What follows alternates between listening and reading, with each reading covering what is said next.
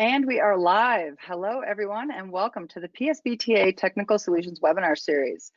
My name is Martha Ellis, and I'm the Executive Director of the Public Safety Broadband Technology Association, or the PSBTA.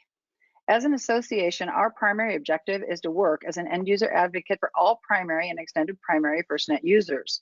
This includes all first responders and service providers who support response, mitigation, and recovery efforts during emergencies.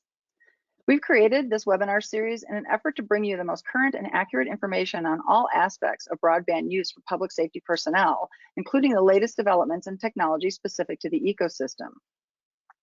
Today's webinar is the fifth in a series of 12 specifically designed to not only showcase the network, but many of the FirstNet approved applications, which can be found in the FirstNet App Catalog.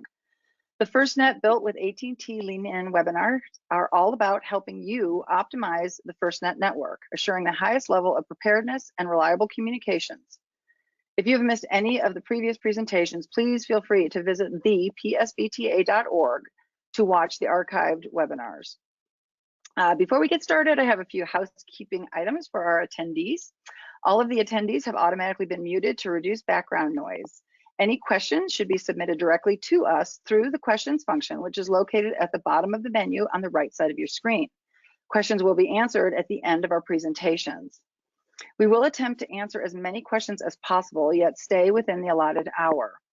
We will follow up with any questions that we do not get answered during the live portion of the webinar after we finish up today.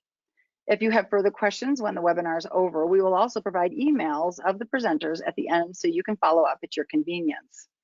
Also in the panel to the right of your screen, I'd like to point out that there are handouts available that should be downloaded prior to the conclusion of the webinar. Today's public safety professionals have a lot on their minds and plenty to prepare for. Compounded with everything else that's happening in our country, this is also the time of the year when we start thinking about our kids going back to school. Today we'll be discussing 3 different applications from the FirstNet App Catalog designed to help school administrators and first responders provide the highest level of safety and protection for students.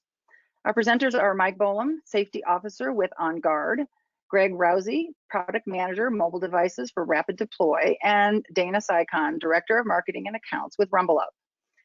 In bringing the FirstNet App Catalog to life, they'll discuss their software capabilities, give demonstrations, and share use case scenarios to help you make critical applications decisions for your agencies.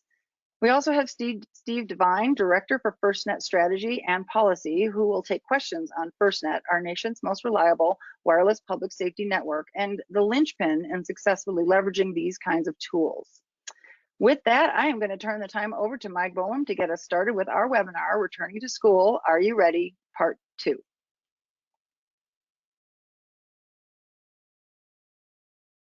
Great. Thank you, Martha. So, thank you very much to Public Safety Broadband Technology Association and FirstNet for having us today. I'd like to welcome everybody and take you through a tour of OnGuard and how going back to school is presented in these difficult times. So, since we're starting the webinar, I thought it'd be helpful to provide some overview of the guidelines provided by the experts that make you aware of what the CDC has gone through. So I can provide a link to the CDC website that provides guidelines on how to control the risk when students come back to school. The CDC uses a similar approach to school safety as we at OnGuard do, and they break that down into risk categories. Right now, where we're coming from, what we've seen in the last months of school, is we're at the lowest risk. So students and teachers engage in virtual only classes. Nobody's actually in contact with anybody. The children aren't at school and they're not having to travel back and forth to school. So that's where we're coming from now. But we all agree that the kids do not need to go back to school, especially if you're a parent at home. So the goal is to get everybody back to school safely. And in that case, there has to be a phased approach on how to reopen. What this means is a more open approach when students go back to school has more risk associated with it. So we're moving into the medium risk, which has reduced class sizes, Groups of students stay with their teachers, so nobody's moving around too much during this school day. And we're maintaining social distancing with barriers on the tables, small groups that stay together with one teacher, and probably assigned to one classroom. So we don't have groups mixing or sharing classrooms. And if there was a positive case, we'd be able to reduce the number of people that could be infected and the traceability of those potentially infected and those that should be tested. So it gives us the ability to follow through with what's happened if somebody does get infected and know where the potential risk lies. The more we get back to normal by increasing group sizes, have more in-person activities, and we're not wearing masks, we're going to get into the highest risk. So this is back to full-size in-person classes where the teachers are different from every room, people are moving around the school, they're having larger groups, and they mix their activities. Some of the things that we've seen and we've learned, and this is, as we've heard millions of times, the new normal. We have the healthy environment guidelines with cleaning and ventilation, modified layouts and barriers, communal spaces that are cleaned regularly, and the food supply is isolated so that we're not cross-contaminating anything.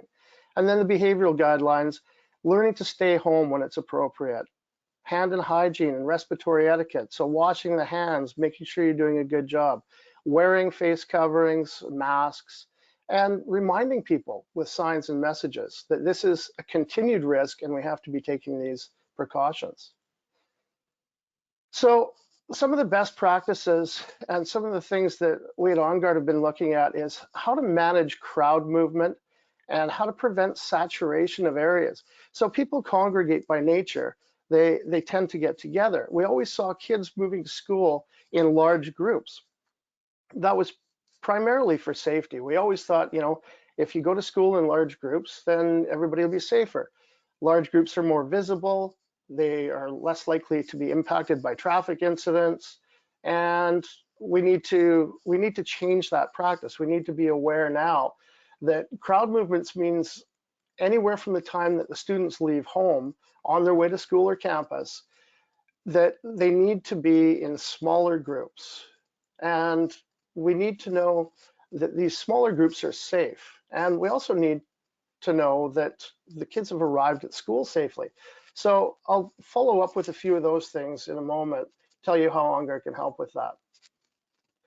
We also like to prevent saturation of areas. So the more people that are in proximity, the higher the risk of the virus spreading.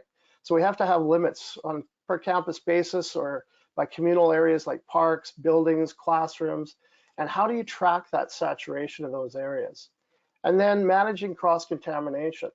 You can avoid that students go into other students' classrooms, and if they do, it'll be traceable, and you'll be able to understand how people can avoid these interactions. So being clean and healthy is one of the biggest behavioral guidelines that we need to look at. And we need to clean and disinfect our classrooms, and we need to maintain social distancing. Those are the new normal.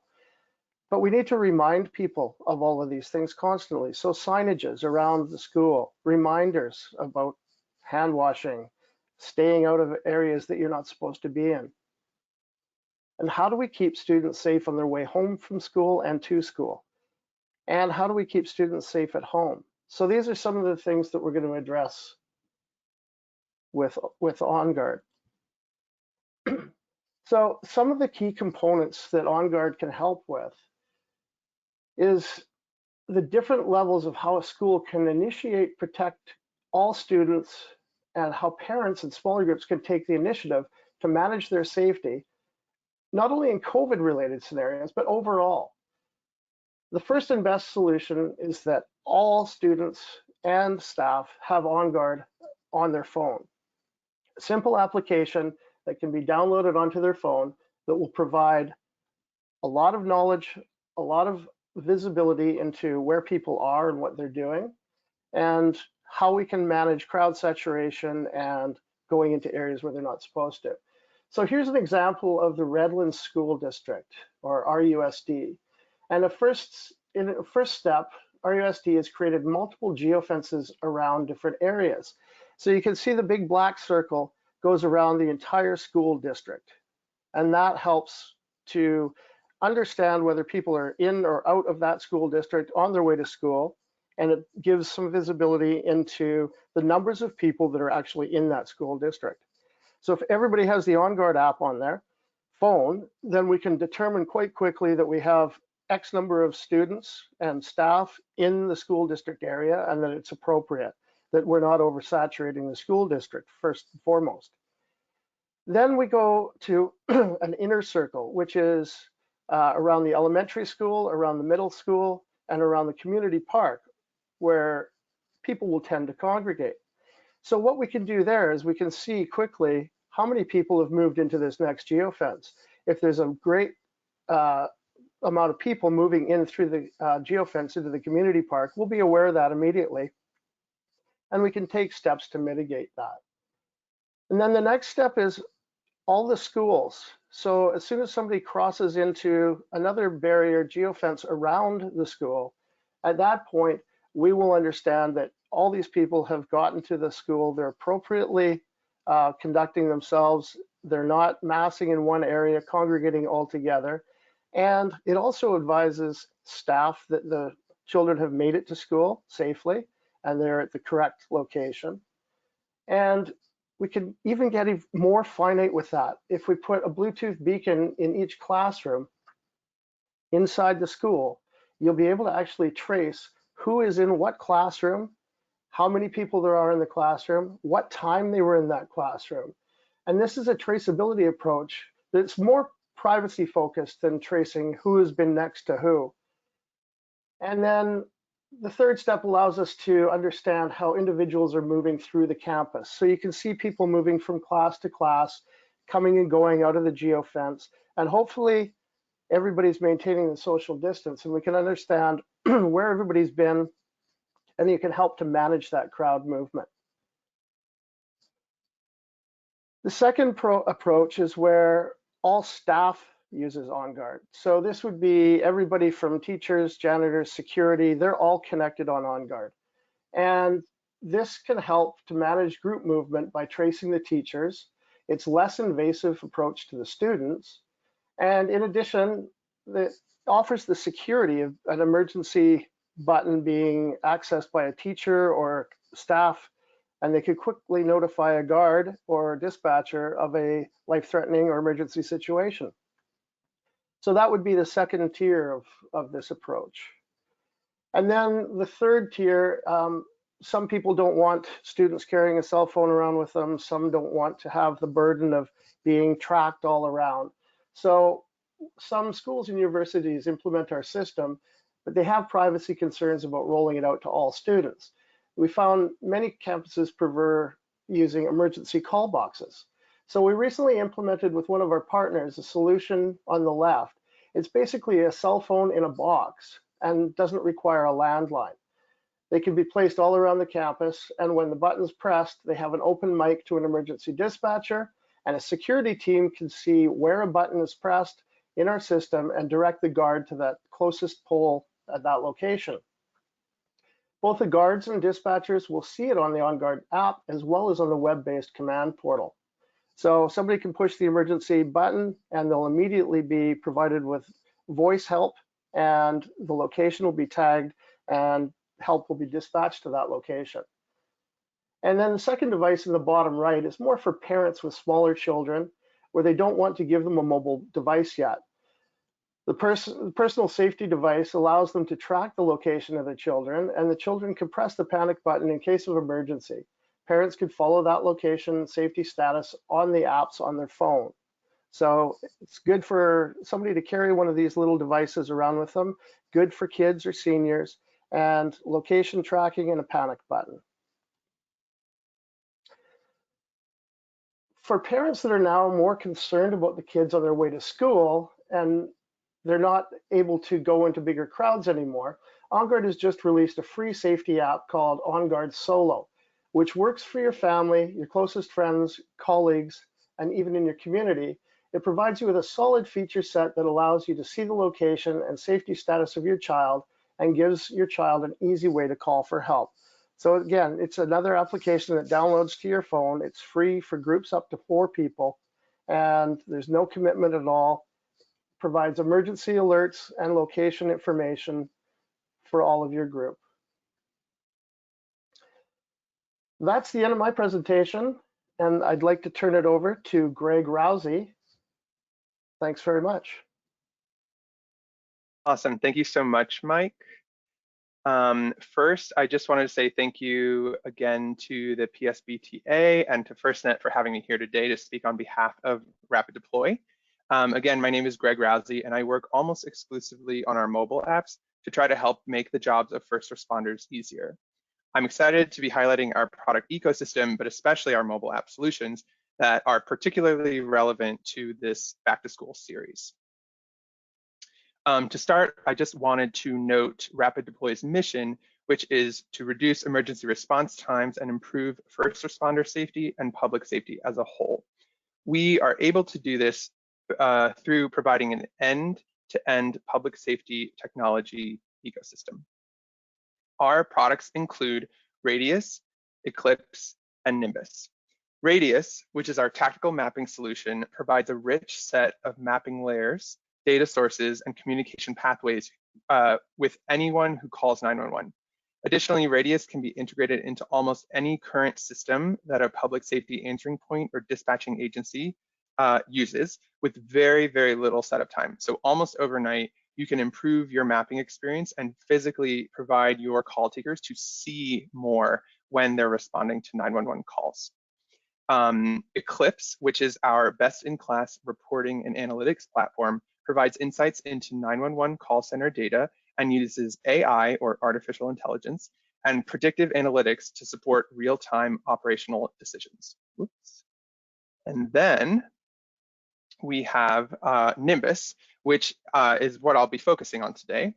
And that is our end-to-end cloud-aided dispatch platform and supports call taking, dispatch, situational awareness, and our MDC, or mobile data computer, and mobile applications for first responders. And those are iOS or Android devices. So just to dive into Nimbus a little bit more, we have just for a more detailed overview of the key capabilities of Nimbus. For call taking, we work with our partnered agencies to configure their call taking workflow, including categories of data, such as call types. We also integrate seamlessly with ProQA and other call taking solutions that you may already use and you may want to continue utilizing. We also have some alternative additional ways to communicate, such as two-way SMS chat or enabling video chat between a 911 caller and a call taker on the agency side. Moving on to situational awareness, call takers also have the ability to view the 911 caller's location on a map. So when they call in, the location of the caller is populated with 3 pathways: wireless phase 1, wireless phase 2, which includes the triangulation of cell tower information, and third, supplemental data that allows for the most accurate caller location pinpoint. From there, call takers can add additional map layers such as weather, traffic. They can also access publicly available traffic or security camera footage to get a better sense of what's going on at the caller's location. And then finally, moving on to dispatch, once the call is sent over there, dispatchers have access to all the same information from call taking, but also they have tactical grids and boards. Agencies can also configure their own response plans based on call types, response areas, and more. And once dispatched, first responders will be able to have access to all this information as well. So it's a really powerful cloud-based platform, and all of this eventually gets pushed into the hands of first responders. This brings me to our focus of today, which is our mobile application. With RapidDeploy Nimbus Mobile, school officers and other first responders of school-based incidents have the power of a cloud-aided dispatch solution in their hand at all times.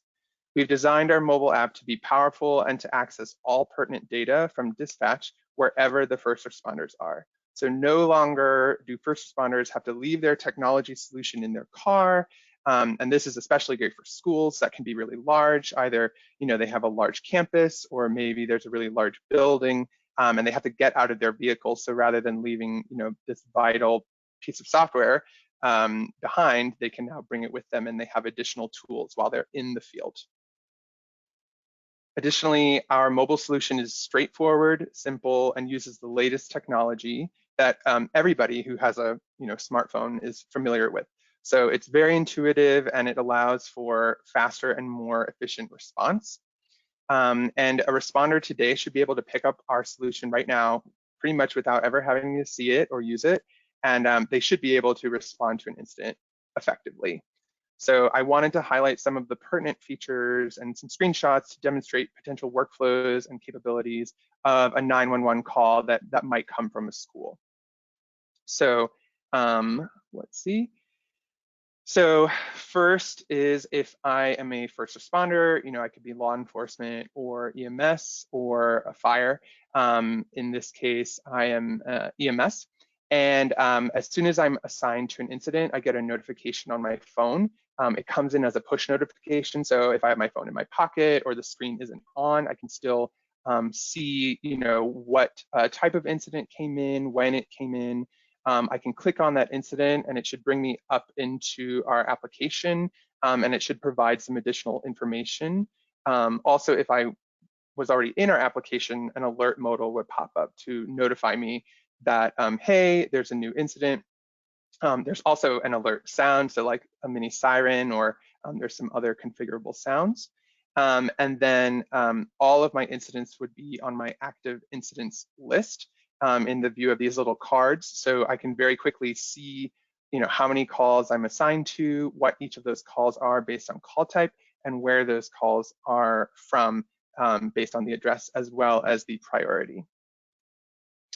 I can also view location details and incident details at any time. So if I tap on one of those cards, I'm instantly brought to a map. And so from here, again, I can kind of get situational awareness. I can see maybe what are the fastest routes and what the address of that incident is. I can look at the incident details, and these are all the details that are captured from the call taker or the dispatcher, which includes the description, again, the location. I have access to the context, so whoever called 911, and I can actually call them from here. And then there's also an incident log or timeline for reporting, which is really great. If I have to do a report after my incident, I can come back to the timeline and see when exactly was I dispatched, when exactly did I arrive on scene, and it's all in a very neat sort of time sorted list. I also have the ability from this map view, I can update my incident status, and we also support A location and B location. So if I am an EMS and I have to go to a hospital to drop off a patient, you can have different statuses set for the hospital location. So this is where you can update the status. And then if you click on the Start Navigation button, it also launches navigation using your favorite provider. So right now we support Google Maps, Apple Maps, and Waze. So you can kind of pick whichever way, and it should route you along the fastest route to your incident.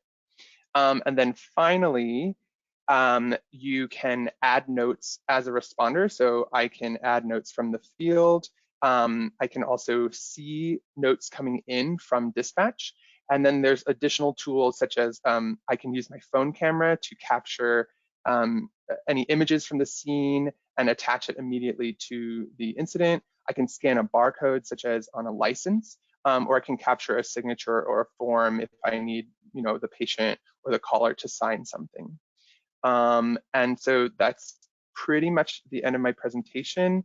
I hope this gives people an idea of how mobile can be used and why mobile might be a great option for school-related public safety incidents. It's really great to have all the information from your CAD to provide additional situation for your first responders. With that concludes my presentation. And now I'm going to pass it on to Dana Cichon. Thanks so much. Awesome. Thank you so much, Greg. That was really, really helpful. Let me just pull up my presentation here. Great. All right. So first off, thank you all for tuning in today. My name is Dana Cichon, and I am our Director of Accounts and Marketing at RumbleUp. I've been with our team since we first launched this tool back in 2018, and I'm very excited to share it with you all today. So RumbleUp is a peer-to-peer texting platform that allows you to personally connect with any audience and engage in a two-way conversation. So peer-to-peer or P2P or person-to-person texting is different from mass blast texting in that every message is sent one at a time by a human being. It's basically the same way that you would text your family and friends.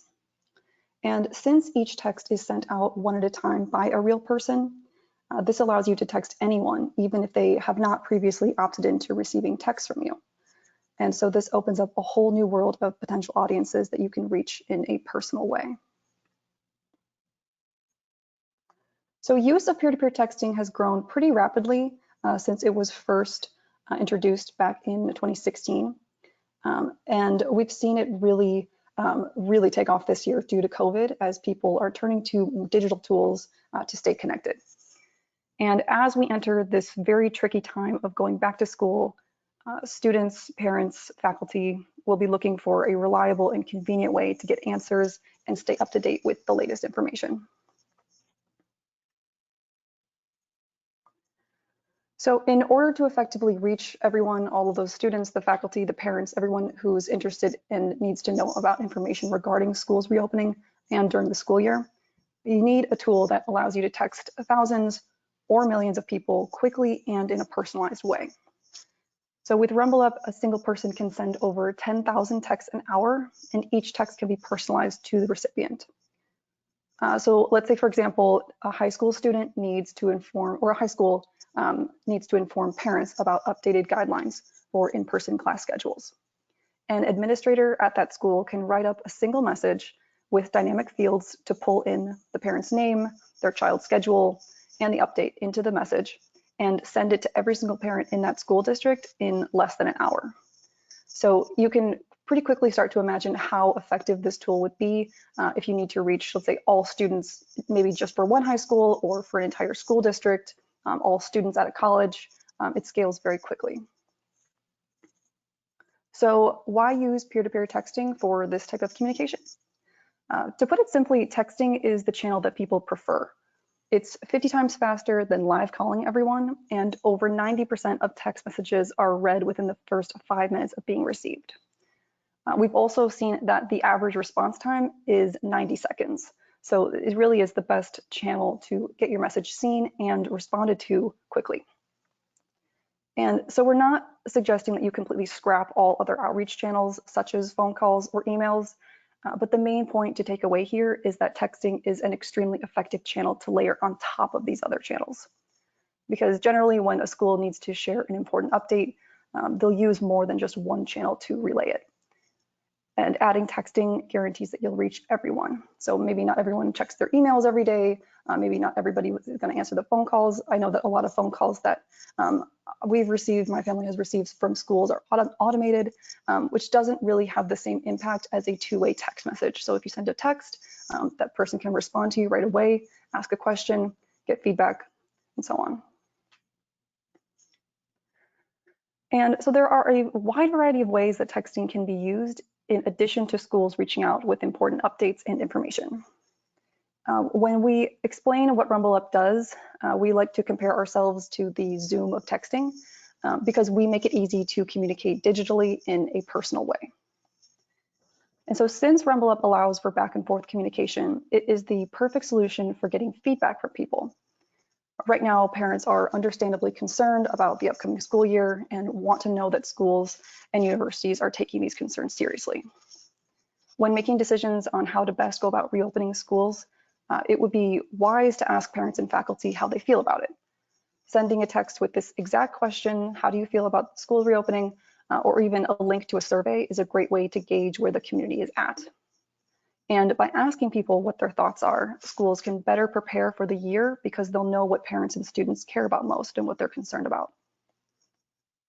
Piggybacking off of that, school faculty can use texting to coordinate classes with parents and students. And so this year, we're going to be dealing with a complicated hybrid of in-person and virtual learning environments, which is no doubt the first time that pretty much everyone is dealing with this. And so having a reliable and convenient scheduling will be essential for all of it to run smoothly. So with RumbleUp, you can set up a number that students and parents can text into to confirm when they should show up in person, when they should be learning from home. And then teachers and faculty can use that same number to text them updates to class times, even include links to join a virtual classroom, or send pictures of class assignments.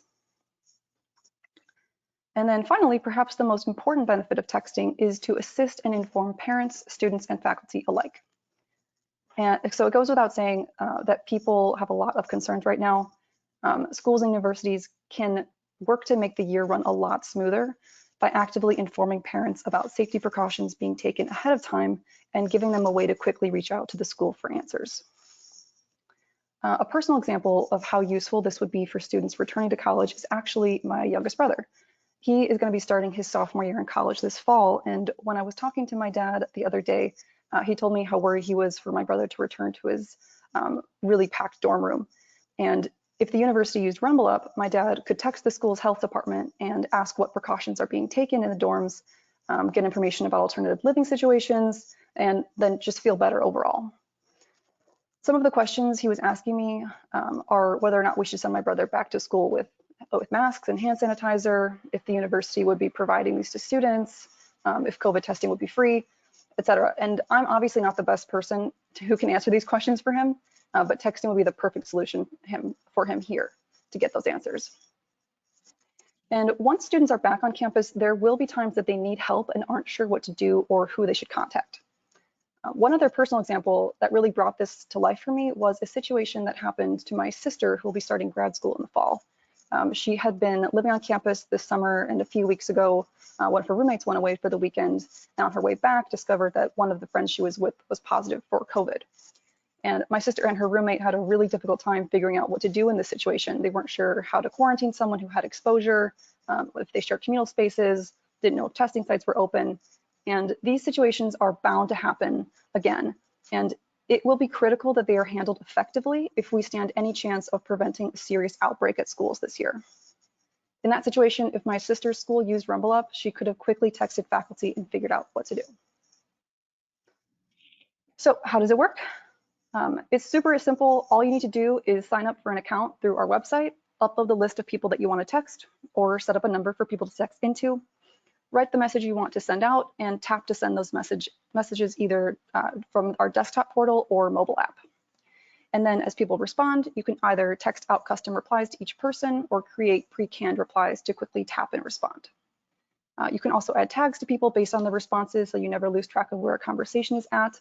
And we have built-in integrations with data providers, so if you don't have the data for the people that you want to reach, we can help you acquire those lists right inside the portal. So one group who recently used our platform for outreach and coordination was the Girl Scouts.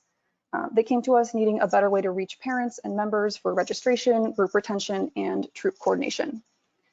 And they found our platform to be the perfect solution because of how easy it was to segment their audiences inside the portal, send them personalized messages based on location. And the parents also found it extremely convenient for them to be able to text into the troop for information. So here we have some screenshots of the portal itself. It is fully optimized for both desktop and mobile, so you can set up projects from anywhere. Messages can be up to 320 characters and include multimedia attachments. We've actually found that including a multimedia attachment doubles your response rate. So it's a great way to boost engagement. The main benefit of peer-to-peer texting is that it's a two-way platform that allows you to have conversations with people. With RumbleUp, a single staff member can send out, like I said, more than 10,000 messages an hour. So this can scale very quickly. So you can reach all of your audience with a two-way text message, which is the channel that they prefer. Over the past couple years, we have helped hundreds of groups and organizations implement successful texting programs across the country for a wide variety of use cases. And we understand how important it is to reach people when it matters most. We've seen firsthand how grateful people are to receive a text message lending a helping hand. So we know how effective this tool is and how appreciated it is to receive that text. So our platform includes a lot of other features that I'm not going to get into right now, but if you are interested in signing up or have any questions about how to text with RumbleUp, please shoot us an email or send us a text and we will be happy to get you started. And then as a special thanks for staying with us here until the end, if you mention FirstNet, we will credit your account with $50 in free texts. And with that, I will hand it back over to Martha to lead us into Q&A. Thank you all so much. I have to say I am really impressed with all three of these presentations, not only the delivery, but the content. And clearly your teams have put a great deal of effort into developing these applications. And boy, how timely, given the situation we're all facing right now. So right now I'd like to address Steve Devine, kind of bring him into the conversation a little bit. He's here representing FirstNet, and I was going to ask Steve, let's make sure everybody's up. Everybody's up. Okay, great. Can you give our audience a brief overview on FirstNet and how we've actually come to the place that we are with the network itself being developed for public safety specifically? Sure. Thanks, Martha. I'm glad to be here with everybody. Great presentations today. The FirstNet is the nationwide public safety broadband network. It's the only network designed to support public safety and first responders with priority and preemption. And we're in a long-term contract with the federal government. We're committed to this effort at AT&T, and we're in the process of creating a new ecosystem and a new network that provides advantages and opportunities for first responders that they've never seen before. Just as a quick overview, some new numbers just came out. Over 1.5 million FirstNet connections are in place today, supporting over 13,000 agencies. In what we talked about today in the FirstNet App Catalog, 125 certified FirstNet applications and growing. That ecosystem, along with the device ecosystem, over 150 devices now, continues to evolve and to grow, and we see that as continuing and offering great opportunities for first responders. We're continuing on our build. We're ahead of schedule. 75% of our Band 14 coverage is committed across the country, and we're ahead of schedule on that. We have a response operations group deployable program. I'm just noticing that the Hurricane Isaias tropical storm is coming, and we're in the process of prepping for that in the Florida area as it makes its way across Puerto Rico and Virgin Islands, and anticipates early next week in that. So our response operation group has resources for first responders at no cost, satellite trucks, cell on wings. We have a new aerostat blimp called FirstNet One that's also available. And we're up to over 700 markets in our Band 14 build. So FirstNet continues. We're only 3+ years into this long-term obligation, but we're meeting it head on, and we're glad and honored to be supporting first responders. Extraordinary. Thank you for that synopsis. Hey, you mentioned in that presentation just then the certification process and the fact that these applications are in a specific FirstNet app catalog. And in order to get in there, there's a vetting process. Can you talk about that a little bit so people can understand what it takes to get these apps in there in the first place? Sure. Applications vary in their complexity and their user interface. And in the FirstNet certification process, their applications are subjected to scrutiny as to the availability, their resilience. So when we put a FirstNet certification on that app, we want first responders to know that it's gone through a process, it's been vetted, its security, its availability, its ability to perform in a manner that first responders need is a process in which we go through. It's not a quick process, but it's a thorough one. So those apps that we saw presentations on today have all been through that process. They've committed to being available and to making their application presented to first responders in a way that best suits them and meets their needs, both on a day-to-day basis as well as during mission-critical incidents. Fantastic. It's good to know that there's a lot behind getting these applications out into the first responders' hands, given the types of uses that they're going to see. So, Steve, I'm going to stick with you for just another minute. I'm sure some school administrators and other supporting entities are kind of looking at this going, well, this is clearly for first responders, this FirstNet network. How does that apply to us? Can you talk a little bit about the extended primary category of FirstNet and how it applies to schools?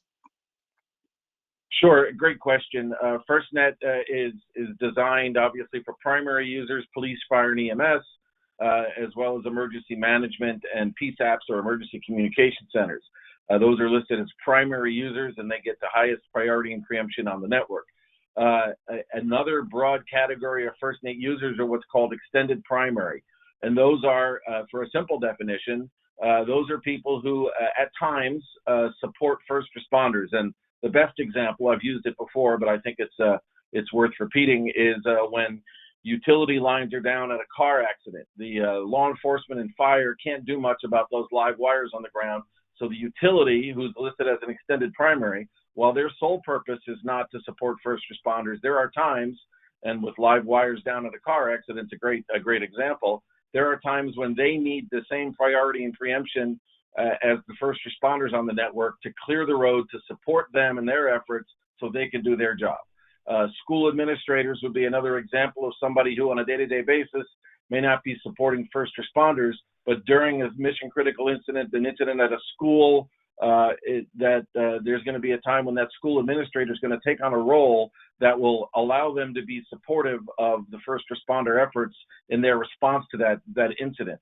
So the extended primary category is a broad category that includes a lot of different folks who at some point in their role can support first responders, and FirstNet supports those users as well for those times that they need to be able to support the public citizens as well as those that are responding as primary users.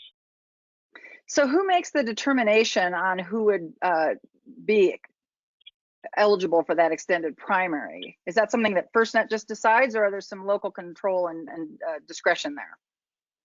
There is a process for an eligibility process. Some some applicants it's easy to put them in a category and say, yeah, they're eligible. And there's some every day that new ones pop up that, yeah, this is what I do, but I have a role at this particular time when this happens and I need to do this. All of that process is done through a combination of AT&T and the FirstNet Authority. They have an eligibility group that reviews things, and we've seen with COVID a number of new entities pop up that we have identified now that they have a role in the first responder ecosystem with regard to supporting first responders. So that's continually changing, but there is an eligibility process. If somebody doesn't fit into an established category, there is a process in which to determine that eligibility and to what degree that eligibility has access to. Great, thank you. Hey, I have one more question for you. Schools clearly create these high density populations, either in urban or rural areas. Does FirstNet provide the same level of service in the less populated areas? So, great question. FirstNet is the nationwide public safety broadband network. We cover and will cover up to 99% of the population of the country. We know there are other places in the country that the coverage is there's some places, national parks, for example, that we may never have the degree of coverage into it that we'd like to, just based on a number of other factors beyond our control. So we have resources that are available in our response operations group. We have commitments both to the FirstNet Authority to deploy those in a specific time. Like I said, we're talking about Tropical Storm Isaias that is moving right now. There's already people migrating and putting things in place and prepping for the arrival and landfall of that storm. So we have resources that are deployable that can go to an area which may have some coverage, but the incident as a COVID training center, for example, or a COVID testing center may need additional capacity beyond the coverage that's there. So we not only deploy these mobile resources to improve coverage, we also deploy them to improve capacity in areas where they've stood up a need for a specific incident for a period of time. And sometimes during the aftermath of Hurricane Michael, for example, we had deployables that are on scene for months before the connectivity was reconstituted and those agencies could go back to normal. So the deployment of those resources is based on the need for the customer. And when we pull those out, that's based on an agreement for when the customer feels that they're satisfied with what they need and that they can go forward with the existing network. So those resources are free to FirstNet customers. They're available. There's a program in place to continually evolve those resources. Again, we just added FirstNet 1, our dirigible blimp that can operate tethered and can fly up to 1,000 feet. And in addition to the sat Colts and the cell on wings and other mobile resources going forward. Just like the app ecosystem and the device ecosystem are deployable solutions continue to evolve. Yeah, that's fantastic. And we know if anything happens in our schools, the commercial networks are going to clearly be bogged down immediately with that population being so prone to communicating over their phones. So having that priority and preemption available for the first responders and the administrators is going to be imperative. Thank you very much, Steve. Appreciate that. Dana, I'm going to move on to you. Thank you so much for your presentation, Dana. I loved your personal stories. I particularly loved the Girl Scouts. I work with the Girl Scouts here in Utah, so that was really nice to hear. A couple questions for you. How can you text people who have not opted in to receive texts with your with RumbleUp? Yeah, that is a really common question that we get. And so peer-to-peer is different from Mass Blast. In Mass Blast, you can only text people who have previously opted in, and that comes from a 6-digit number. So with peer-to-peer, you can text people who have not previously opted in because it is initiated by a human being. So every text that you send on our platform is sent one at a time, either on a desktop, so you're clicking a send button, or you're using your mobile app and you're tapping to send each message. So what our platform does is queues up all those messages and allows you to send very quickly. So it's a physical tap, tap, tap, tap, tap to send. As long as it is a human being initiating those messages, it allows you to send text to people even if they have not opted in. Well, that's good to know that a robot can't do this for you, because that clearly has its inherent problems. Mm-hmm. How do people know where the texts are coming from? So generally, it just comes from a regular phone number. So unless that person has received a text from you before and saves that number in their phone book as, let's say, like Georgetown University, if it's a school texting and they text more than once. But if it's the first time, so we recommend that our best practice is to introduce yourself in the text message. So it would be, hey, Martha, I'm Dana with XYZ organization, and this is what I'm asking you to do. Always introduce yourself in the message first and foremost, so that people know who it is. I've gotten plenty of marketing texts from robo numbers, and they're impersonal. I have no idea who it is. I always wonder where they got my number. But with peer-to-peer, since it is initiated by a human being and the point of it is to have a conversation, simply introduce yourself as you would if you were texting anybody else, and they'll know who it is. Great. And for the P2P texting, do you find that it's better for internal or external communications, or both? So that's a really good question. We see it used for both. It's excellent for both. You can organize people outside of your organization or rally people to work inside. So if you want to organize, if you want to recruit volunteers, for example, you can text out an audience that you've never talked to before and ask if they want to come and volunteer. And then when they are inside your organization, if you want them to come to an event that you're hosting for just employees, or if you want to get feedback from them, any internal communication for an organization, it works very well for that as well. Just because texting is that really visible channel, and people would prefer to text, but it's really difficult for an organization to do that internally if they don't have a platform to do it with. So it's super easy to send a mass blast email, but our platform makes it easier to send sort of like that mass text. Yeah, I always see my text messages before I see my email, so yeah. I completely understand that. Great. Hey, thank you so much again, Dana. I'm going to move on to Greg now. Greg, can you talk a little bit about how RapidDeploy integrates with the CAD systems, as far as does it integrate with all platforms, or are there certain criteria that need to be met? Sure. So for our Radius product, which is our tactical mapping solution, that does not require an integration to a CAD platform. So it kind of sits on top, or it kind of its own thing. For instance, we are live with our radius mapping solution in 415 PSAPs, or emergency communication centers, in California. So they all have different CAD platforms, and there's no, that's why it's really easy to implement, because it doesn't require any strict integration. Additionally, if you wanted the radius solution functionalities, that's baked into our CAD platform that we also can provide. But specifically for our mobile apps, which I focused on today, unfortunately, right now, it requires our Nimbus CAD solution, but we are looking to working on additional CAD to CAD capabilities. So, oh, fabulous. Soon. Okay, great. So a question specific to the future for RapidDeploy. What else can we expect from you in supporting keeping our schools safe in the future? What's in the hopper?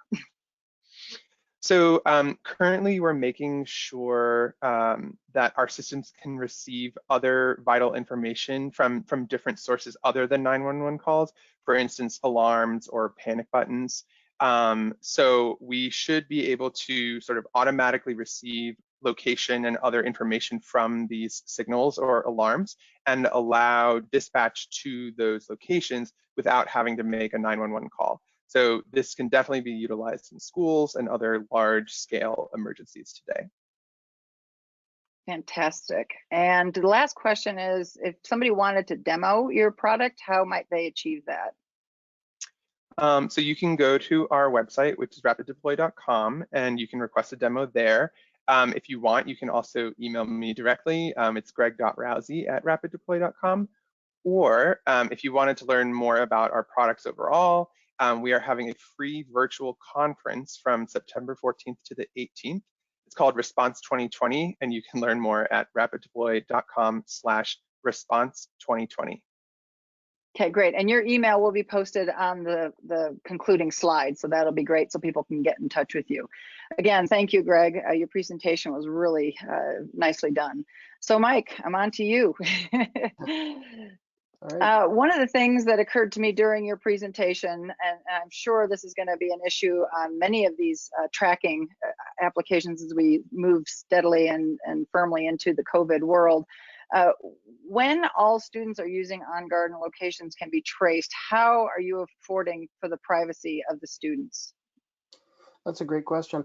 One of the things that we did take into account right from the start was how privacy is something that people value more than anything else. So when you're talking about tracking for awareness of people's location day to day, we built into the system an ability to actually turn off the normal day-to-day operational tracking. So if a person's moving around performing their everyday activities, there's really no need for them to be tracked.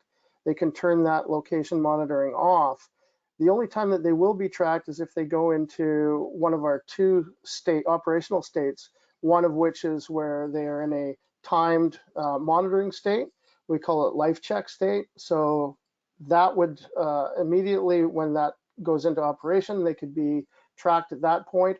Or if they push the panic button and there's an emergency, then their location is immediately sent to the system. So other than that, they can turn it on or off. They can also turn off monitoring completely. If they don't want to be on the system, perhaps they have personal time that they want to take out of the day, then they can turn it off completely and then just turn it on with the push of a button at their will. Okay, fantastic. And what is the difference between the normal OnGuard version and the free version that is available for both iOS and Android? So with the OnGuard Solo, we developed basically a OnGuard Lite where it's feature rich, but limited to how many people that you can bring onto the system. So it's operational with 4 people on the system, and they can see each other on the devices. They don't have the access to the web portal, so nobody can sit at home and watch where everybody is, but everybody can see everybody moving around on the device.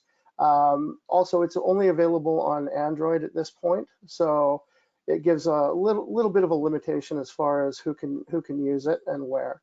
But as time goes on, we'll be moving towards a similar solution for iOS. Okay, fantastic. Again, great job. We've got about 6 minutes left in the in the webinar today. So I would like to give all of the presenters an opportunity to give some closing comments. I'll start with you, Steve. Thanks, Martha. Great job, everybody. I thought it was great presentations today. The nationwide public safety broadband network, FirstNet, continues to evolve. A lot of carriers may say that they provide priority and preemption, but AT&T is committed to this in our contract with the government. We have oversight from the government, so if we say we're doing something, we're obligated to do it with oversight. So it's important to differentiate FirstNet from other carriers as well. We look forward to continuing to work with our partner agencies, some of which we're here today, those that are contributing to the FirstNet App Catalog, and those that continue to support the FirstNet growth and build out over the years. Thanks for the opportunity. Well, and thank you very much for mentioning the oversight, because, you know, one of the comments that I've heard as well, FirstNet has no competition, and I beg to differ. I would say that oversight is maybe even more rigorous and pressing than the competition. So that's clearly a huge component of making sure that all the benchmarks are hit and that FirstNet is going to come to fruition in a way that the founders had envisioned it. So thank you for bringing that up. Dana, some closing comments. Sure, yes. So just wanted to close and say, again, peer-to-peer texting is the most visible channel and the preferred channel by people. So if you want to get your message across, there really is no better way than texting. And then in addition to all of the examples that I was talking about on the presentation with schools and students and faculty talking to people, we have experience with first responders and working in a disaster situation. So Steve, you were talking about the hurricanes that are ramping up right now. So we actually, one of the reasons why we even began this sort of this FirstNet journey was the work that we did in 2018 with Hurricane Michael. The Florida Panhandle was just devastated, and we were able to get cell phone numbers from people who had recently bought new cell phones. And they had no landlines, they had no way of accessing the internet, they just had this new cell phone. And so we were able to text all of these people who were displaced, ask them if they needed help, provide them with emergency resources, and then actually also help them to vote, because it was right around the time of the midterm elections. So that whole project really showed us the value of working with the first responder network, and we really proved our mettle in this high stress situation. So we have this experience, and we're really looking forward to also branching out and continuing to help during COVID with contact tracing and helping schools reach out to everyone who needs the information that they have. So finally, I'll just end again. If you need any information or are interested in figuring out how texting can work for your organization, either email us, I think that the information is up on the screen, or go to RumbleUp.com and sign up to start texting. It takes just 15 minutes to set up an account. Test it out, see how you like it, and contact us if you need more. Okay, great. Thank you, Mike. Great, thank you. First of all, OnGuard is focused on safety.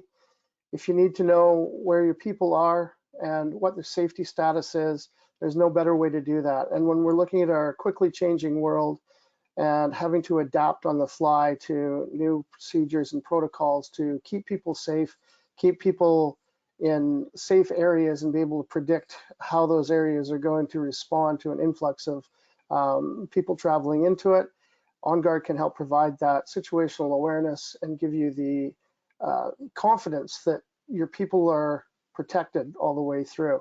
I'd encourage everybody to check us out at onguard.co and download some of our blog posts, check out our white paper, and thank you so much for having us today. It was excellent presentations by everybody. I appreciate it.